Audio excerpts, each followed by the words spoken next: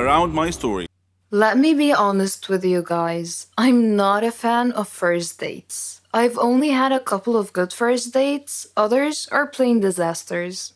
However, from time to time, I like to get on Tinder and swipe between pictures. Tinder dates always turn into funny stories, sometimes even spooky ones.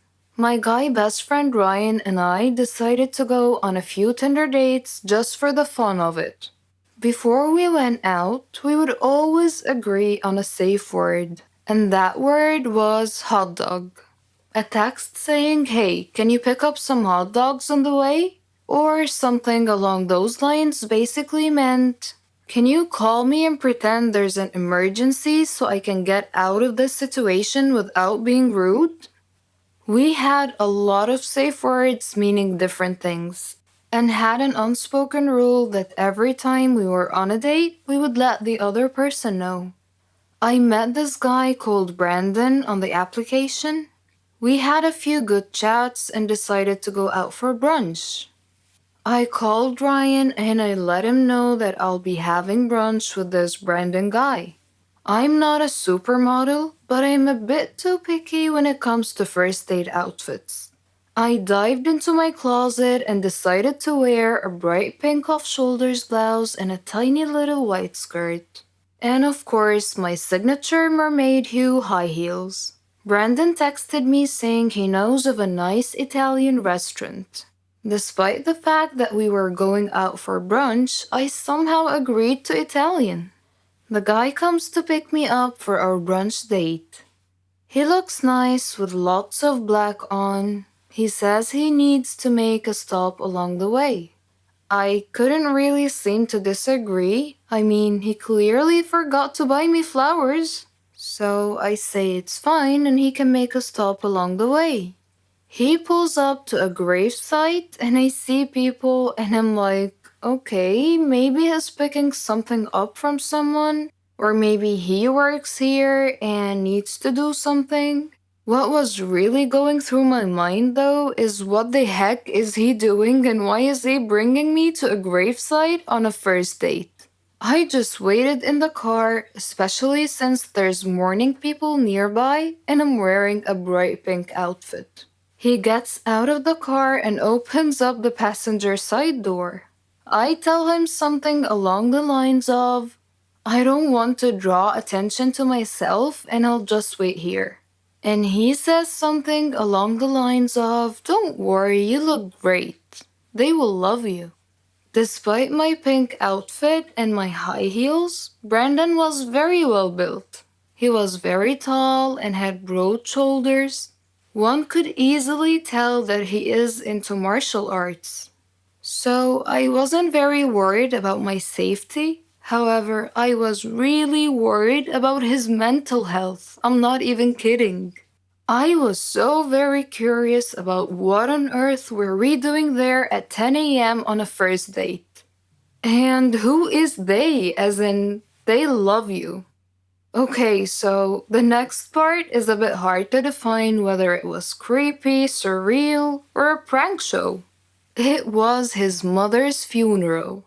I stood next to a group of weeping people watching as my date's mother was lowered into the ground.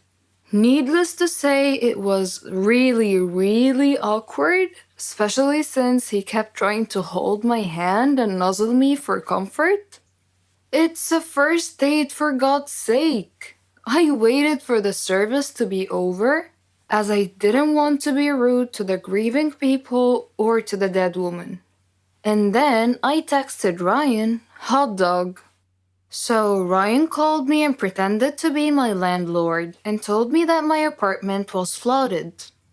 I quickly apologized to Brandon and called an Uber.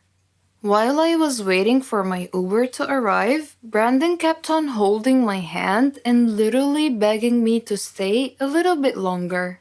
He also said we could still go out for brunch, but I politely said we could reschedule for another time.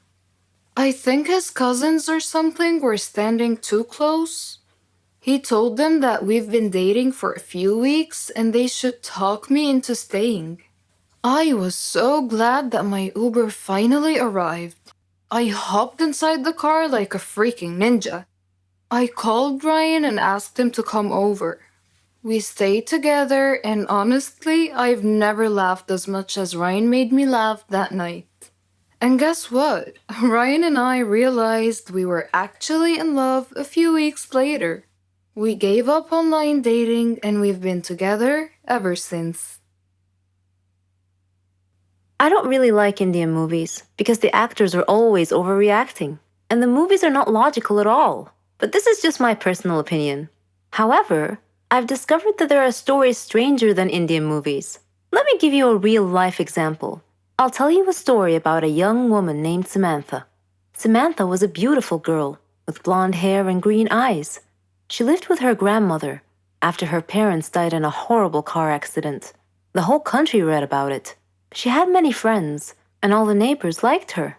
They considered her the most beautiful girl in town. Many had proposed to her, but she didn't care much for them. One day, Samantha was walking alone down the street after visiting one of her friends. Suddenly, she had an eerie feeling that someone was following her. She began running and crying for help. Her follower began running and stopped her. He was an ugly man, pointing a knife in her direction. He asked her to hand over her purse. She threw it at him and made a run for it. The man said wait and made to stop her, but another man appeared out of nowhere and punched the thief, who fell unconscious.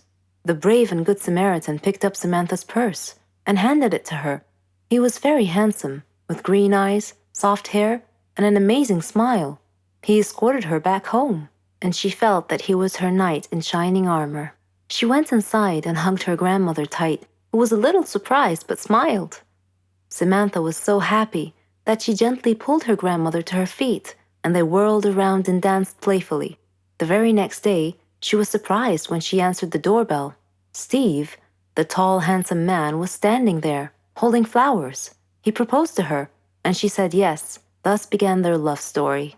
Then one day, Samantha was standing in the kitchen preparing dinner. Steve and her grandmother were out, but they were supposed to be back soon. Samantha had everything ready, and she set the table. The house door opened, and Steve walked in. Samantha went to greet him, but she felt dizzy and fainted. Steve quickly took her to the hospital. The doctor congratulated Steve, saying that he was going to be a father. Steve was ecstatic, but Samantha was not. Instead, she was shocked and nervous. She said that she was too young to have kids, that she wasn't ready to be a mother. Steve was taken aback and said, "But why? Don't you want him?" Things were different from that point on. Samantha tried to get an abortion several times, but Steve was always stopping her. She couldn't accept it. She blamed Steve, but Steve couldn't understand her. In her 7th month of pregnancy, Samantha was with her grandmother at the supermarket when she saw a small boy run onto the road. Fearing he might get run over by a car, Samantha quickly pulled the boy off the road to safety. The boy's mother saw what happened and thanked Samantha, feeling so grateful and relieved. Samantha was crying at the moment and replied, "No need to thank me. I'm going to be a mother like you soon."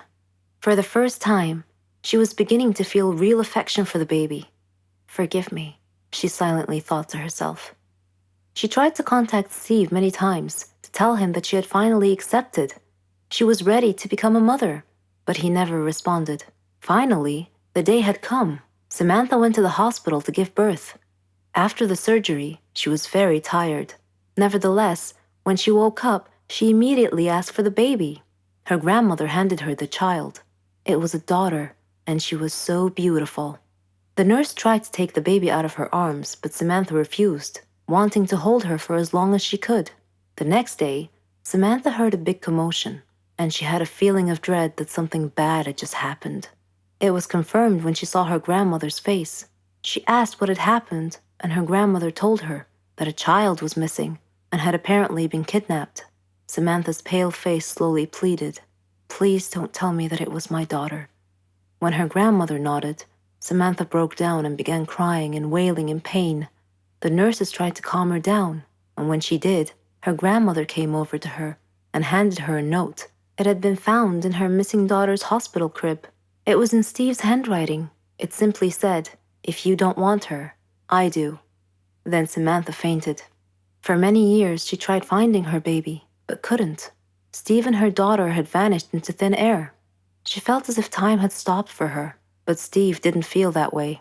He raised their daughter into a beautiful young woman. He named her Margot. Whenever Margot asked about her mother, Steve would always tell her that her mother was dead. But he often told her stories about her mother and how much he had loved her. Margot's intuition, however, told her that her father wasn't being completely honest with her and that he was hiding some big dark secret. One day, Steve fell ill unexpectedly. He called Margot to him and told her that he was very sick and felt that he was going to die soon. He said that he wanted to reveal a secret that he had long kept from her, that her mother was actually alive, and that her name was Samantha. He told her that he had kidnapped her from the hospital at birth because her mother did not want a child. He regretted it and asked Margot to forgive him. He gave her Samantha's address, and soon after, he died. After his death, Margot decided to go looking for her mother.